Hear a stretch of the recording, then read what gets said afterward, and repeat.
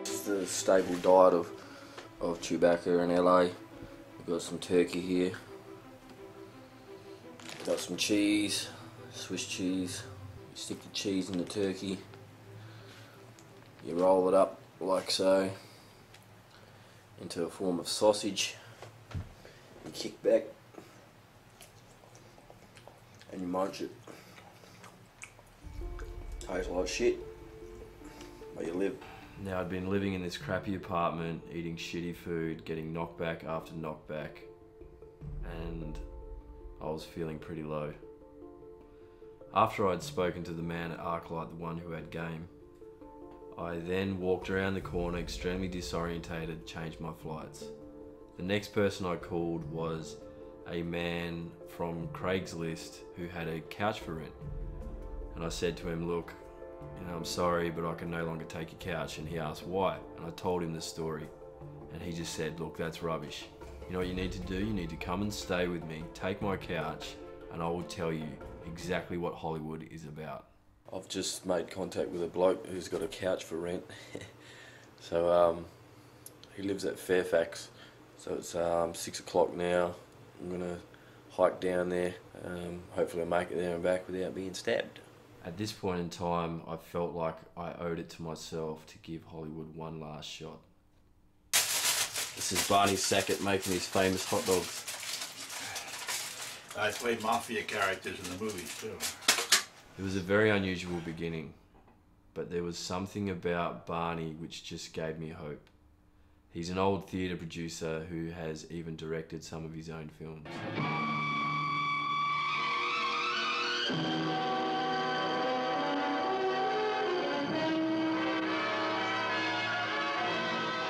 Meeting Barney gave me my second wind. I rang up my airline company and changed my flights back to the original date, and I ended up taking his couch. This is the bed that I've been staying on for the last 3 weeks now. It's got nice little fluff ball things on it. This is my pillow and blankets. Basically just sheets. He was the first person to read Gentech Wars, and after reading it, he decided that he was going to mentor me. The first thing he said was, you're going to need to rewrite this because it's too long. Writing the second rewrite of Gentech Wars. I'll probably be here at least another week, 2 weeks until I finish the thing. Then we're going to use some of Barney's contacts and get it out. I think after that I'm going to head off back home. Barney and myself ended up becoming really good friends, and when my visa ran out and I was forced to go home, I ended up going back to Perth and working for the next 6 to 8 months, but with a newfound determination of going back to Hollywood and doing it properly.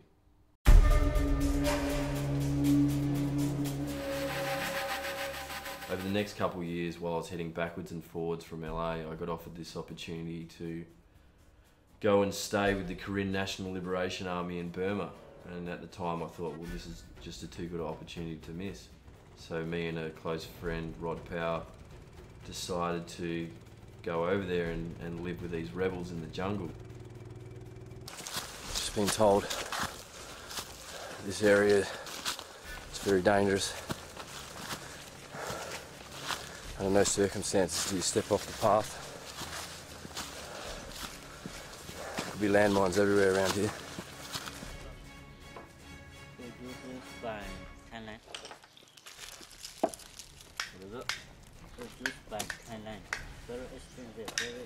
At that time, it seemed like a good idea. It seemed like a way to get our names out as filmmakers.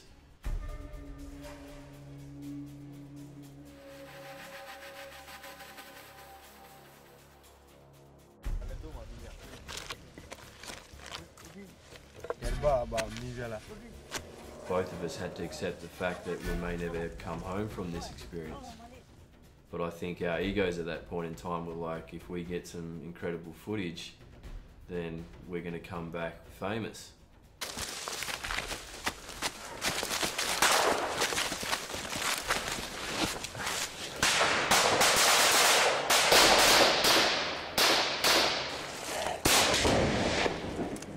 But what we really really missed was the true story. That these people over in Burma, you know, they're struggling, their lives are a struggle. Every day they're fighting just to survive. You know, it's not about us as filmmakers, it's about telling their story and getting their story back to people that live in our civilization.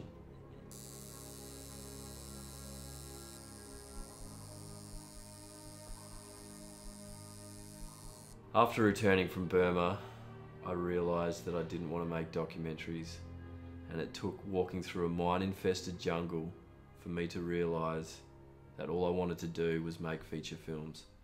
So I packed up everything I had again, and with this new draft of Gentech Wars, headed back to Barney's couch. You'll come again.